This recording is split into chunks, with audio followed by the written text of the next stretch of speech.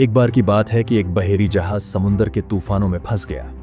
तूफान इतना शदीद था कि जहाज उससे निकल ही ना पाया। जहाज के सभी मुसाफिर डूब गए सिवाय एक मुसाफिर के।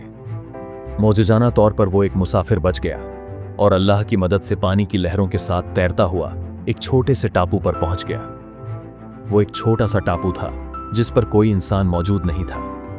वहां वो आदमी खुदा से मदद मांगने लगा। ऐ खुदा, तू किसी को यहां मुझे बचाने के लिए भेज दे। ऐ खुदा, कोई जहाज इस तरफ भेज दे जो यहां से गुजरे और मेरी मदद करे। उसने रो रो कर बड़ी दुआएं मांगी। पूरा दिन गुजर गया लेकिन कोई उसे बचाने के लिए नहीं आया। रात को वो थक हार कर रोते रोते खुदा से दुआएं मांगते मांगते वहीं रेत पर ही सो गया। दूसरा दिन फिर उसने खुदा से दुआएं मांगते हुए गुजार दिया लेकिन कोई उसकी मदद को ना आया। शायद खुदा उसकी बात को सुन ही नहीं रहा था। इसी तरह दिन गुजरते गए। वो रोज दुआएं मांगता, अल्लाह से मदद की भीख मांगता लेकिन कोई उसकी मदद को नहीं आया। 1 महीना गुजरने के बाद वो बुखार मान चुका था। उसकी सारी उम्मीदें टूट चुकी थीं। उसे यकीन हो गया था कि अब कोई उसकी मदद को नहीं आने वाला। उसने टापू पर लकड़ी की एक छोटी सी झोंपड़ी बना ली और वहीं रहने लगा। उसे यकीन हो गया था कि अब उसने बाकी की जिंदगी इसी टापू पर ही गुजारनी है। वो खुदा की रहमत से नाउम्मीद हो चुका था। वो वहां नारियल का पानी पीता, जंगल का फल खाता और मछलियों का शिकार करता था।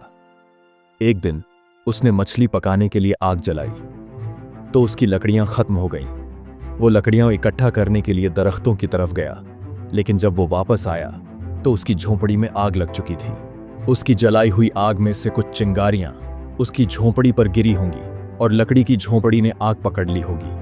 उसके आते आते पूरी झोंपड़ी जल चुकी थी।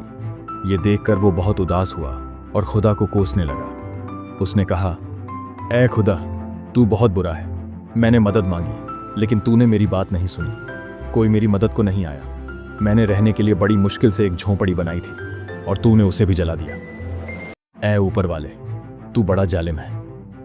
वो पूरा दिन रोता रहा और ऊपर वाले को कोसता रहा। रात हुई तो वो रोते रोते रेत पर ही सो गया। सुबह जब उसकी आंख खुली तो उसने देखा कि एक बड़ा सा बहेरी जहाज साहिल पर खड़ा हुआ है।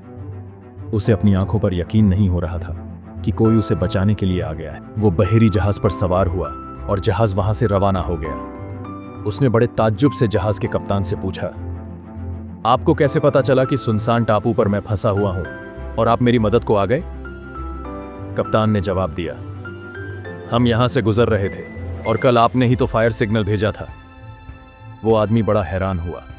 उसने कहा, मैंने तो कोई फायर सिग्नल नहीं भेजा था। ये कप्तान क्या बात कर रहा है? लेकिन फिर उसे अपनी जलती हुई झोंपड़ी की याद आई। वो समझ गया कि कप्तान उस जलती हुई झोंपड़ी को ही फायर सिग्नल समझा होगा। उसे एहसास हुआ कि झोंपड़ी में आग लगना तो दरअसल ऊपर वाले का ही प्लान था, मेरी मदद करने के लिए, ताकि मैं टापू से निकल सकूं।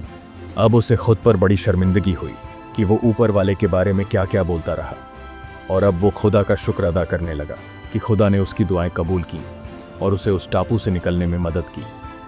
दोस्तों, हम अपनी महदूद अकल के साथ दुनिया को देखते हैं और खुदा के मंसूबों को समझ नहीं पाते। जब भी हम पर बुरा वक्त आता है हम ऊपर वाले को कोसने लगते हैं, गिले शिकवे शिकायतें करने लगते हैं, जबकि हमें खुदा पर यकीन रखना चाहिए, उसी पर एतमाद करना चाहिए, उसकी रहमत से नाउम्मीद नहीं होना चाहिए और अपनी कोशिश करते रहना चाहिए।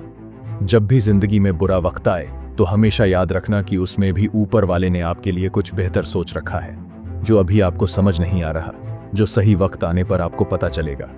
इसलिए हमेशा खुदा की रहमत से पुरुम्मीद रहिए, हार मत मानिए और अच्छे अमाल करते रहिए और इस बात का यकीन रखिए कि खुदा आपकी मदद जरूर करेगा और आपके इस बुरे वक्त को जल्द ही टाल देगा।